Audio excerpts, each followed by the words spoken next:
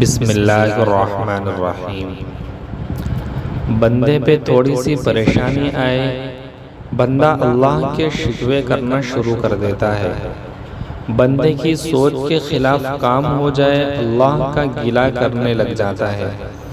ایسے بھی دیکھے ہیں جو اپنے اللہ سے خفا ہے۔ میرے دوستوں، بندے کا کام تو بندگی کرنا، نیاز مند رہنا، فرمائشیں کرنا، اور بعض اوقات کسی ایک فرمائش کی تکمیل نہ ہونے پہ شکوہ کا نہ ہونا بندے کو زیب نہیں دیتا۔ یہ بھی تو سوچئے بندہ اللہ کا بندہ ہونے کی حیثیت سے کتنا بندگی کرتا اور اس کی مانتا ہے۔ جو مالک اللہ بندے کی مانے وہ تو قادر مطلق ہے، صمد ہے۔ اس کا ہر کام ہر کسی کے بغیر ہو سکتا بلکہ ہو رہا ہے۔ بندہ تو سراپا محتاج، ہر پل محتاج ہے۔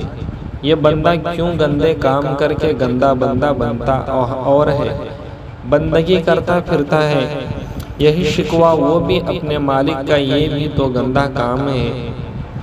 تسلیم و رضا والی عادت اپنانا اللہ کے نیک بندوں کا شیوا ہے۔ مالک جس حال میں رکھے اس کا شکر کرنا بندے پہ لازم ہے۔ ہاں، عافیت مانگنا اور آزمائشوں کی بچنے کی دعا کرنا یہ بھی اللہ کے پیاروں کا وطیرہ ہے۔ فرمائش چھوڑیے، نیکیوں کی روش اپنائیے، سکھی رہو گے۔